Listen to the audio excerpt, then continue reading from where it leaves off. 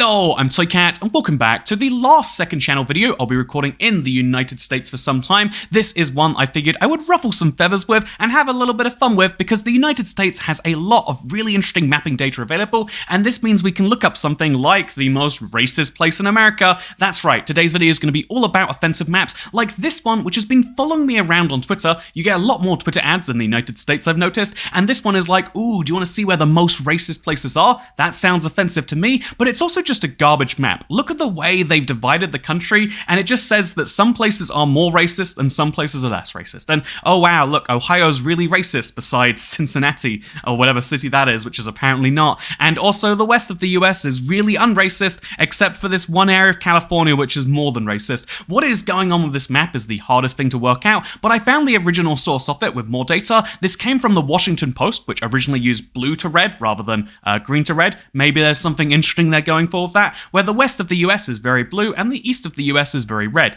But the way they worked it out, they've got much less than average, more than average. The way they worked it out is this: Google's search volume for the N-word by media market. That is such a weird way to work out racism. I mean, you'd expect like, okay, yeah, saying the N-word out loud probably does have some indication, you might assume maybe, but even then you're making huge assumptions about the South, which is the most black area of America, where people might be searching that because it's a, and also, are you assuming that racist people sit there like, you know what I really hate? Those darn N-words. I'm gonna start typing this into the Google search so I can learn about things I hate. If you hate something, you might want to avoid it unless you live in Orange County. I think this is Orange County at least. Like, I tried to look up what this weird shaped part of California is, and all I found when looking at the county map is that they combined a bunch of Californian markets together, and that it's one of the cities in California where they Google search the N-word a lot, and also a lot of the interior, but I couldn't even work out more than that. What a weird, strange map. I can't work it out at all. And speaking of things, also look at this. Nevada is split into,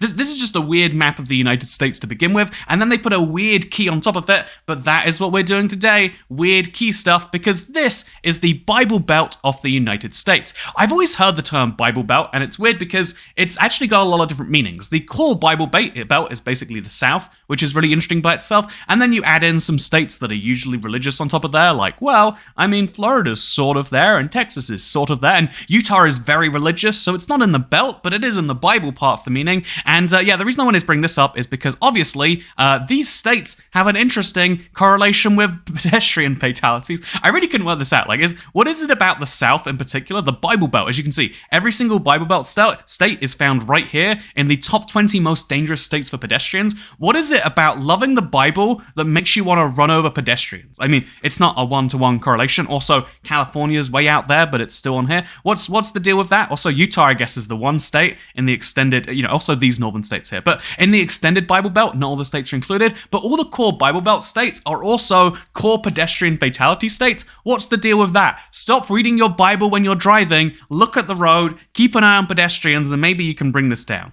Although, to be fair, that's only, this is danger index. I thought that was deaths. There's only 182 on the pedestrian danger index in Florida. Man, you do not want to be walking in Florida. Today I learned. I mean, I didn't want to walk there anyway, but now I really don't want to walk there. And anyway, this map is interesting because it shows what people kill with their big hunks of metal machinery that they believe they're allowed to use all the time by the government. And speaking of that, yeah, we're going controversial. I finally found a map that I've been looking for forever, because people always talk about homicide rates by gun in America, and it feels like you're missing a key point there, which is like, okay, so a lot of people do die in some states, but how does that line up with gun control measures? Because the US is, at least Europeans, we're all feeling very smug, like, we don't actually have guns over here. I mean, we do. People don't know about them, which makes it about the same as not having them. Like, handguns are banned in the UK, but you can still have rifles if you have a valid reason for one. Like, there are lots of people with guns in the UK, and we just pretend they don't have them, and then they don't shoot up places. It's a win-win situation. But in the US, everyone knows they do have guns, and people shoot each other with them all the time. So this is the gun fatality,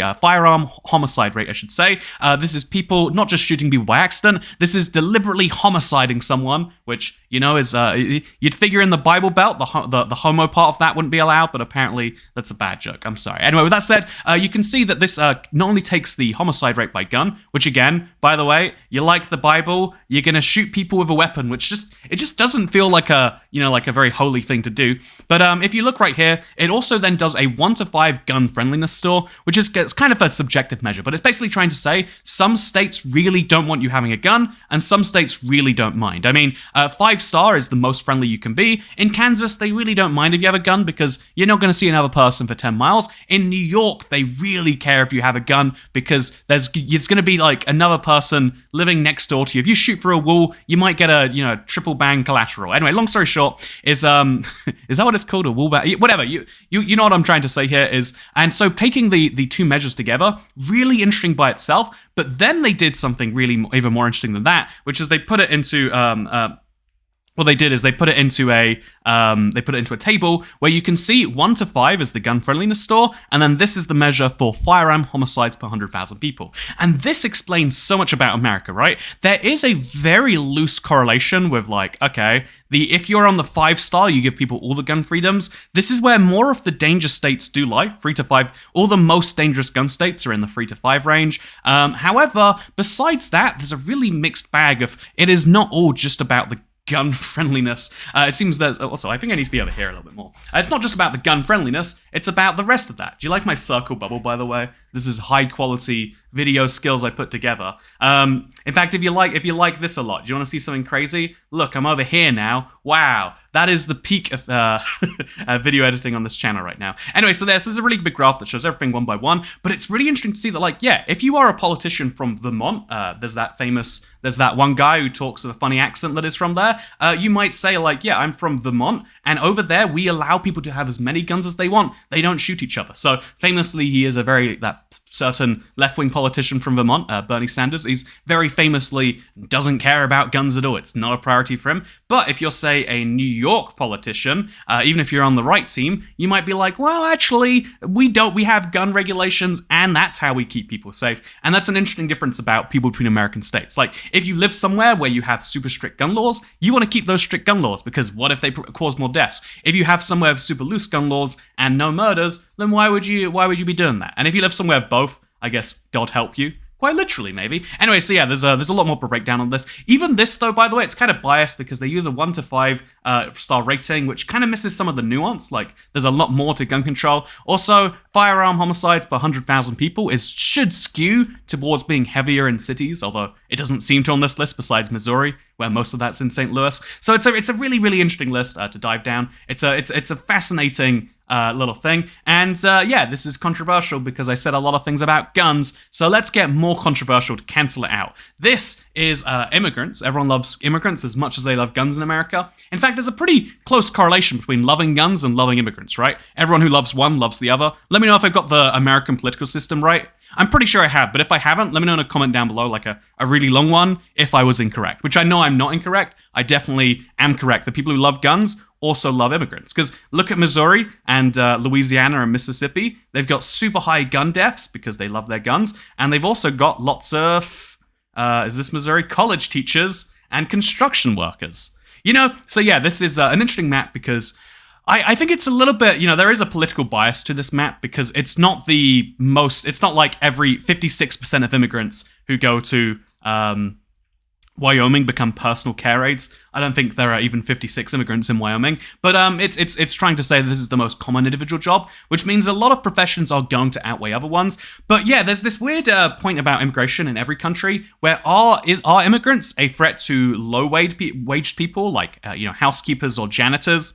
Janitors in Alaska? Wow, that's interesting. Are they a threat to those sorts of people, or are they a threat to the more middle class? I mean, is college teacher a middle class profession? Is an interesting question. But are they a threat to that sort of like a more middle class, upper class, like tech worker sort of thing? Or are they working as janitors doing the jobs we don't want? If you're pro or anti-immigration, you usually tend to take both sides on that. But it seems as though, overwhelmingly, besides Delaware, where it's software developers, and maybe college teachers, most immigrants take up lower working class jobs than the rest of the country, which is interesting. They also, as a result of that, maybe you could say, or as part of that, they tend to be more conservative. But that's probably something that relates to religiosity, which, by the way, we'll come into that later. But for now, I want to talk about LGBTQ things, because this is definitely the one that will ruffle the most feathers. Because you know what? Have you ever been shot by a gun? I bet you haven't been. Have you ever been killed by a car? Not yet. But you just go to Florida and you can experience that for the first time. Side note, I shouldn't do this, but I think walking in America is the most unfriendly thing. Like, if I just show you, if we go to Florida, right, we just pick a random intersection in a city. I've never been to Orlando, or I went when I was a child. So you're a random intersection here, right? You're on South Street and Liberty Avenue. It's only 3 lanes. This is a really small street. If a car wants to turn, this is a miniature street. We have to pick a better one. If a car wants to turn, they get the green signal, even if you as a pedestrian have the walking signal, which seems fine, right? Because, the car has to yield to you, but the car has to see you to know it should yield to you. It's not like being told, like, stop, there is a pedestrian. And then it's like, why don't we just give cars the green light all the time and then let pedestrians just know it's good to go? Because cars, even if you're walking on not a green light, cars have to yield to you. And it's just the most terrifying thing the first dozen times. And even after that, you're like, a lot of the time someone spots you at the last minute, you see they're on their phone, and you're like, oh god, why am I walking? Why am I putting my life at risk by going somewhere with my legs rather than getting in a shiny red vehicle? And anyway, so pedestrian deaths, it makes sense to me that they're I don't understand the southern bias. Like, maybe more people walk because it's hot, whereas you can't really walk anywhere in Minnesota, sorry. You can definitely walk places in Mississippi. Or maybe you can't. Maybe only, people on meth would walk in Mississippi or Florida. I don't know, and, that probably increases your risk. Anyway, I want to move into the next map here because, this is going to ruffle a lot of feathers because who cares about guns and who cares about all these other things? You care about this, though. The internet gets very charged about it. So I was trying to find, like, a map of, like, LGBT acceptance by state, and all I could find was this, and then I found this, so this was before the Supreme Court made gay marriage a constitutional. I don't know how it works. They made it nationwide law, I should say. So before that, there were lawsuits pending, and this is such a low quality map. I'm sorry, but yeah, it's basically as you can see, like, a lot of states allowed it. In fact, overwhelming majority. There were appeals pending in like a few of these southern states and lawsuits over here. And then also Kansas wasn't complying, etc., etc. However, since then it's kind of changed. So nowadays it's like, yeah, well, I mean,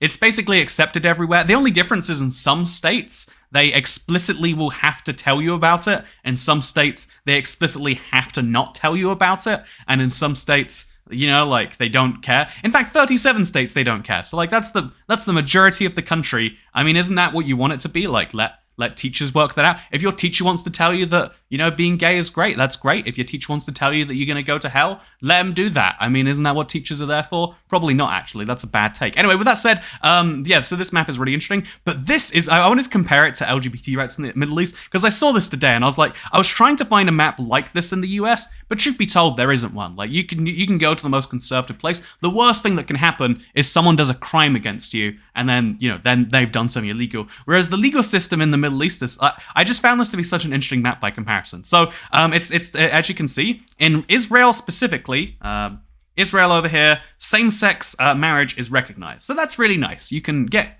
married to someone of the same sex as you in Israel. In Cyprus, only the south, civil unions are allowed. In the green countries, that's Turkey and Jordan, I want to say, as well as Northern Cyprus, but we don't recognize Northern Cyprus on this channel. You can see that homosexuality is legal. And then we have anti-propaganda law that's got to be Iraq, right? So, okay, we're getting a little bit more severe here. Then we've got unenforced prison in Lebanon, and okay, that's pretty bad. Unenforced and Syria, I'm guessing.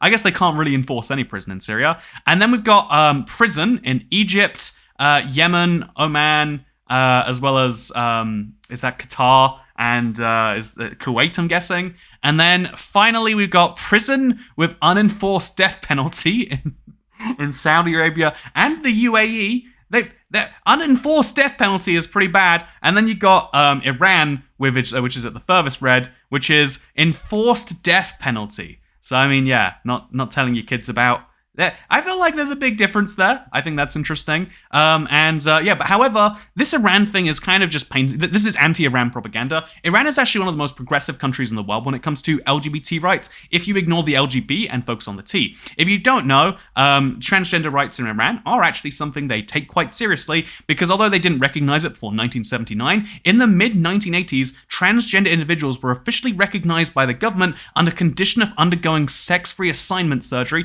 but they give you financial assistance, and the government would pay for the cost of the surgery with a change of sex marker on the birth certificate post-surgery. That is actually a really progressive thing. You might think unless you read further in here and you read that, like, okay, well, Iran still considers it to be a mental disorder. They have no laws protecting you, and also there are extreme social pressures. Often you're forced to move to a new city, cut ties with previous relationships, and conform to strict sex segregation. Okay, well, that's kind of bad. Also, if we just don't read this whole section about forced surgery for homosexuality, because, like, to stop you being gay, they make you transgender. If we just ignore that, it's actually a really progressive country. So, I think this is an unfair map, personally. This should be ignoring the T, because Iran is just they're so far progressive, they go all the way back around the other side. Like, they will give you free surgery, and they'll relocate you in a new city, forcibly, and it's just really nice, as long as you're not gay as well. Anyway, speaking of not being gay as well, I wanted to talk about this map right here,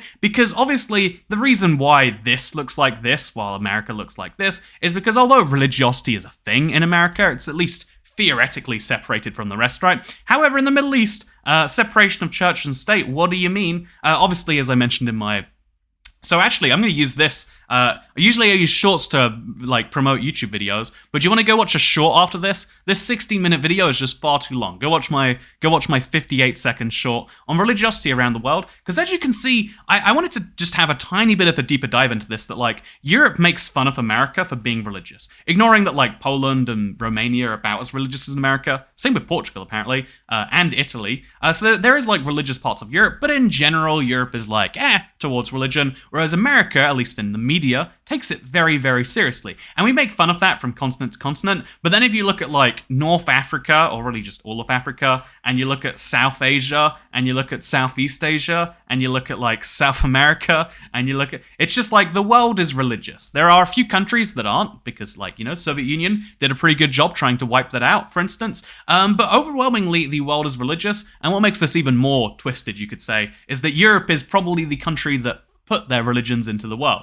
In some cases, like, it went via some steps and the Middle East got there, but in general, it looks like this is actually, this whole thing here is a result of that. And I think this is really interesting because, do you think these countries being religious makes them any better than they would otherwise be? Or do you think it's the other way around? My personal take is, like, having a society where religion was a thing a while ago is a good thing, but I feel like having it, like, be in the laws right now, probably a bad thing. But I want to know if that's, like, my just, like, justifying that, like, well, that's my situation where I live.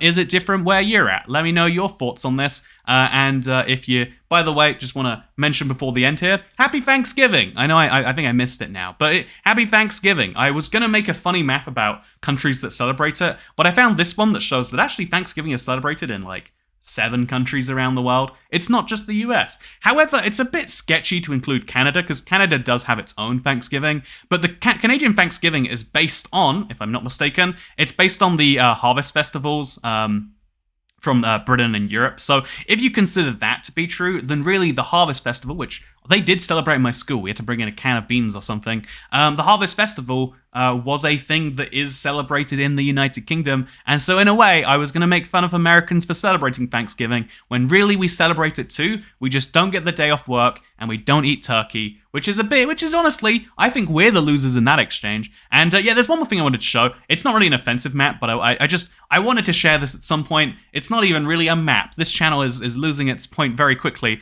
but it's a map showing the orbit of Pluto and where the US gained independence when Pluto was there. Now Pluto is somewhere around there. The US is such a young country that Pluto has not done one orbit. Or Pluto is such a long country to do an orbit that the US hasn't even aged 1 year in Pluto years. So just remember, the United States is like 0.99 in Pluto years. Gotta look forward to celebrating that one soon. And also just remember that if you have any thoughts about any of these things, let me know in, like, long rambling comments down below. Like, don't make it short and concise. Really let me know your opinions, and then maybe let me know in the comments and replies of someone else, or post your comment 3 or 4 times with a different point for each comment. That'd be a really good thing. Thank you for watching this video. You can give me money if you liked it, and then I'll use that money to buy a kebab. You might like buying me a kebab, is what Patreon will say, and then I'll use that to fund new fancy high tech like this. Look at this. This is next level, right? Whoa! How am I moving around so quickly? But yeah, thank you very much for watching. I hope you enjoyed. because I'll wait. Look at this. We're gonna go into the stratosphere now. I'm gonna eat the kebab. Yeah, there we go. There we go. That's good. Okay, thank you for watching. This is a terrible channel, and you shouldn't enjoy it. Goodbye.